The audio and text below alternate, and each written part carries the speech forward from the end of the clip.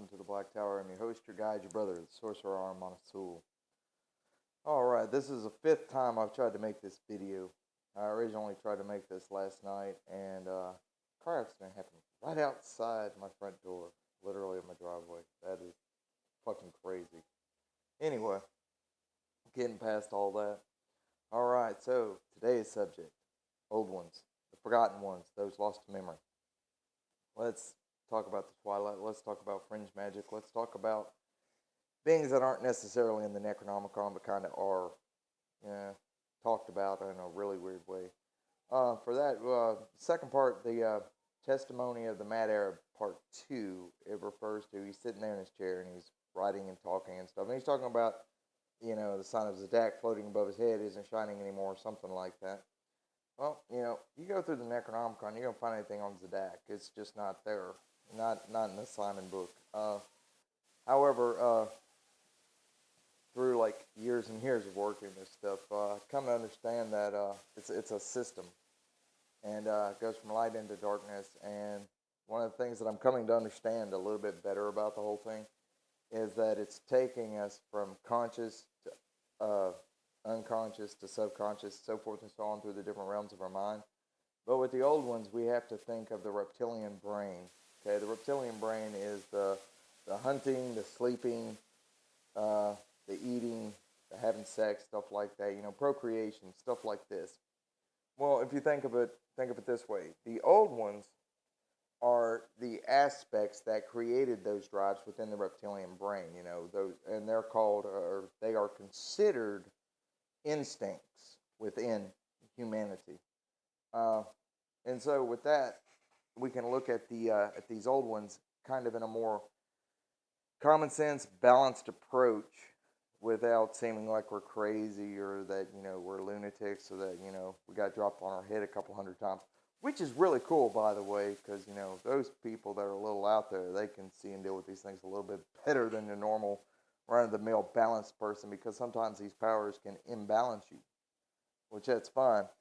All right, so for today, in this subject thing here, I want to be going over Black Book of Azathoth by Espen Kane. And speaking of which, shout out to the newest member and brother of the Black Tower on Facebook, D.H. Thorne.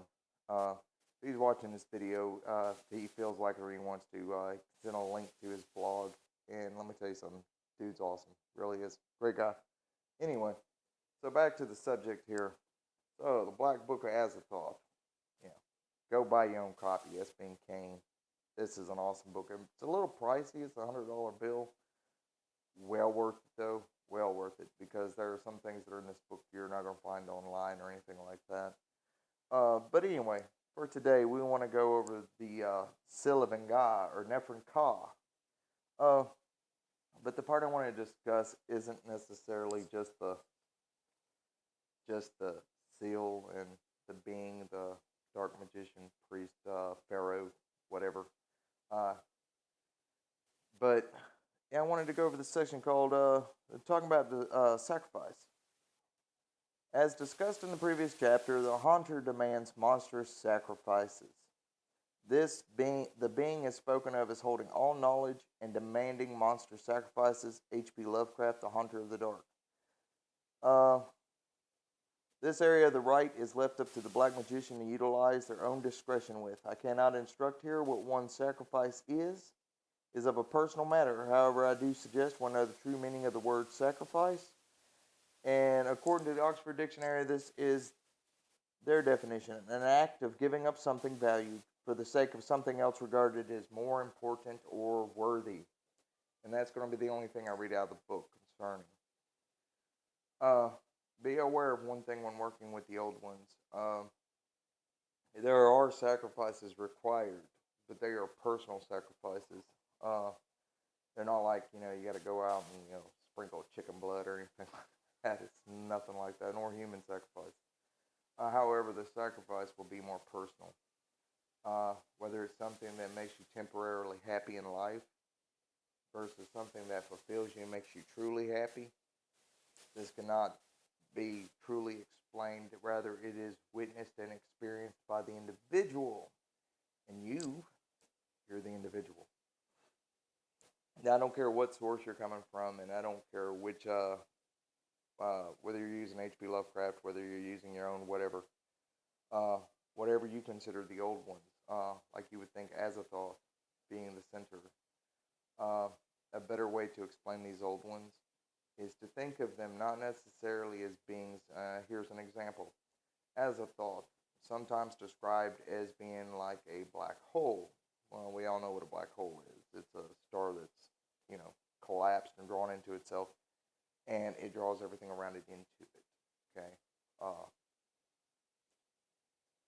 that's a great idea, but something that's a little bit deeper than that is not to look at Azathoth as being a black hole per se, but being the act of what is going on within the black hole, the drawing it in, the consuming everything. That is Azathoth. Okay, that act. And so then we look at these beings not as necessarily beings, but as acts.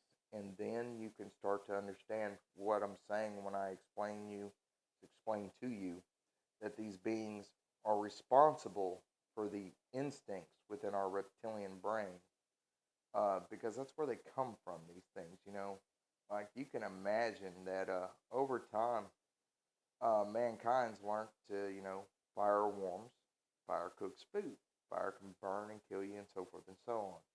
But are these things enough to make you so afraid that they would become ingrained and passed on throughout the eons, or however long mankind's been upon this earth, whether Paleolithic or not, or whatever?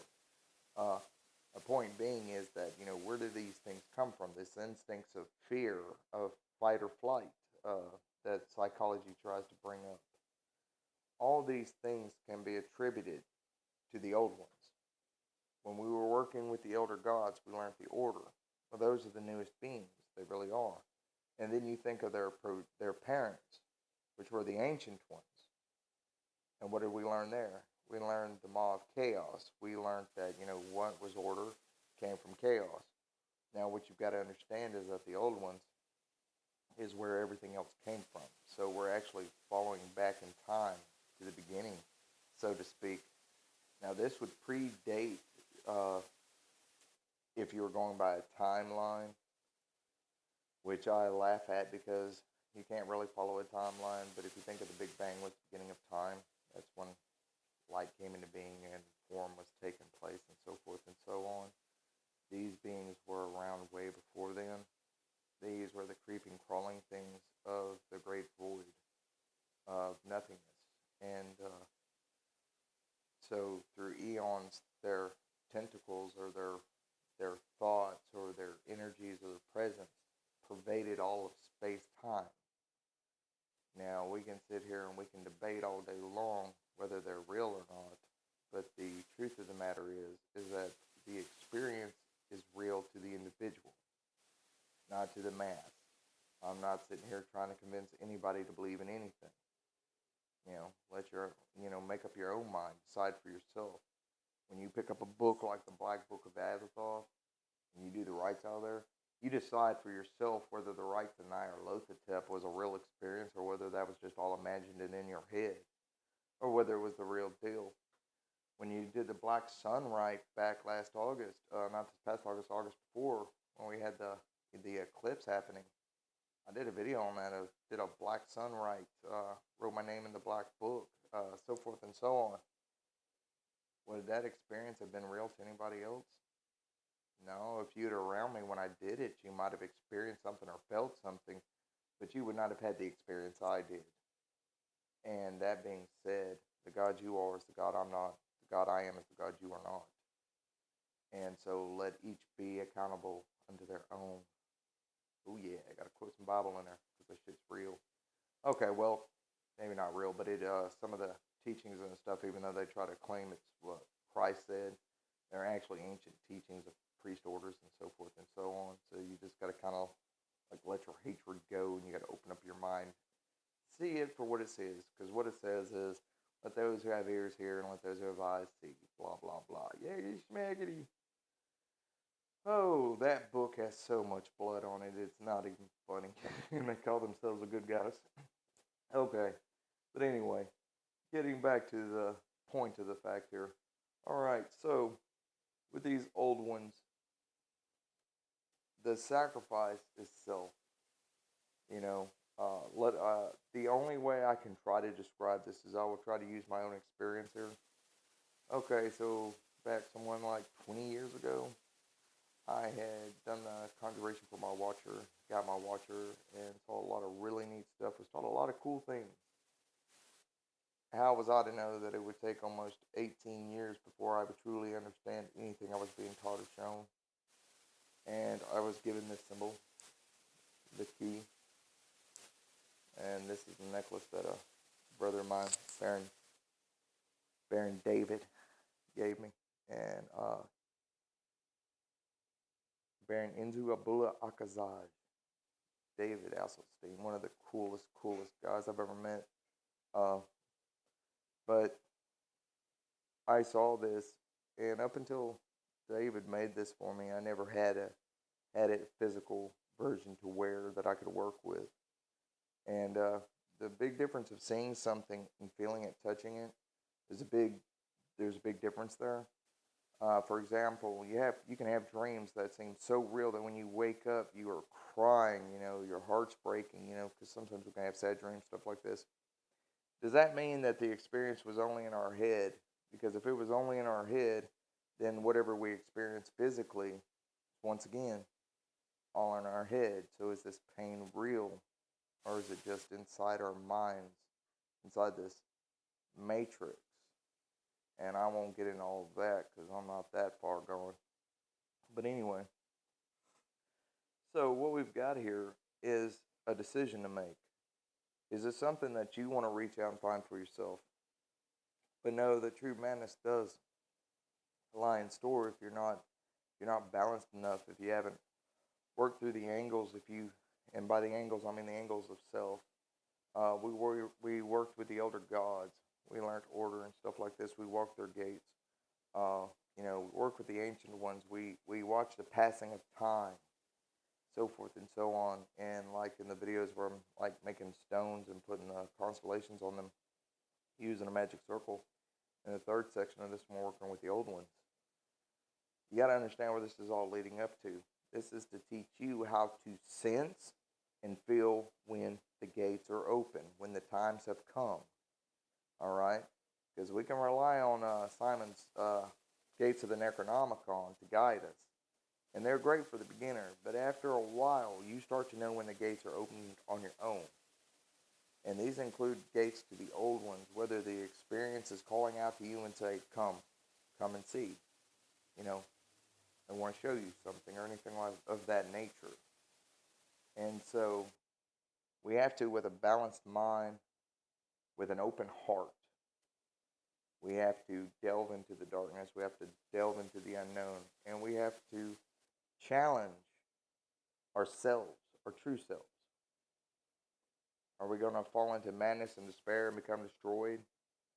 Or are we going to attune ourselves and become strengthened?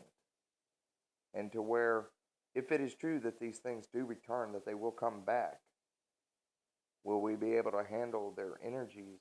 Or will it be so much that it literally just destroys us on an atomic level, if you believe that sort of thing?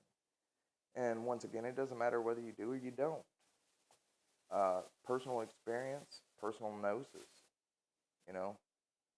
everything is a lie, according to the sign of the Hierophant. It is the lie telling the truth, but the truth must be told as a lie. False. Falseness is king at the stage of the Hierophant. And after the stage of the Hierophant, to become Magus, you must cross the abyss. The abyss must be faced. It must be walked. And I'm not talking about just in the Necronomicon where I was doing the videos on the elder gods or walking of the planetary gates, and before you can cross the Saturn gate, you have to cross the abyss. Not that kind. You have to look into the abyss of self, into the darkened light, gnosis of the black flame, and you have to decide for yourself whether this is something that will elevate you or something that will drop you. Because if you're not prepared for it, if you're not ready for it, there's no sense in messing with it, you know. But there's also at the same time, there's no sense in calling people fools or idiots or stupid or anything like that just because they believe something you don't believe. Because all could be said the same for any of you out there who would be like, well, that's not fake. And then you have the people who are like, I've messed with this. This is real. No, you are crazy. There's no such thing. There is. Well, we don't get caught up in that, or we shouldn't. To each their own. You know, you got to imagine that everything in itself is self-reflective. Do you yourself see who and what you truly are? Or do you see yourself to be what others see you as being? I know that's a mouthful. It's a little twisting in the mind. But you've got to understand that to be able to break past the barrier, to work with the old ones, you have to think outside the angles. You have to think outside of the natural, rational way that the mind thinks. You have to become mad. So you become the mad Arab. You become this genius, whatever you want to call it, a mad prophet, whatever you want to call it, whatever you call it. It's like, for example, when working with Nyarlathotep, came to me in the form of the Egyptian Ta. And I thought that was cool. That was a hell of an experience for me. And I found myself on the end of his staff, being surrounded by these snake people. And one of the tests was me being in the center and all these forces opposing me and sending their will to destroy me. And yet they couldn't touch me. So it therefore is a test as well as a lesson. And then you understand what Nyarlathotep is about. Then you understand what that energy is that you're working with. But my fave by far is Yog-Sothoth. He is past, present, future, all are one in Yog-Sothoth. He is the gate and the key. Oh yeah, that's my boy right there. And you talking about gateways and that intuition of knowing, you've got to know all these things. And Yog-Sothoth, he not necessarily is just the gate and the way through the gate, and then Nyarlathotep guides you. And to Azathoth, and that's the Trinity, as they say. But the concept is that Yog-Sothoth, inside ourselves, when we make ourselves into the image of these powers, these forces, we become the one who knows when the gates are open. We become the gate, and we open ourselves up, and we pass through, giving ourselves permission, through will, wisdom, and all that, even Crowley with his do as thou wilt shall be the whole of the law, when he was talking about that. And there's a lot of people that argue about it, and they say, oh, it means this, and oh, it means that. But the will is your true will. It's your magical will. It's the will of your holy daemon, so forth and so on. It's what you came here to do. And 2 years ago, well, a little bit over 2 years ago, when everything straightened out in my life, when I started putting everything in order, when I started cutting the parts that no longer served me, when I went to sacrificing upon the altar of myself, and putting my life together, making the right decisions, the right choices, doing the work that needed to be done, whether phone calls, applications, doctor visits, lawyer visits, whatever. And I stated clearly, as a babe of the abyss, as one who had passed and walked and seen, I had said, let me finish that which I started. And that has been my war mantra. That is what has driven me forward. Make your own mantra. Make your own will. Set about these siege engines, so forth and so on. Let the power of the dark and light inside you guide you into all truths and untruths as they were. Well, a bit of all that cryptic shit out of the way. I wish each and every single one of you peace, blessings, and power. Till next time.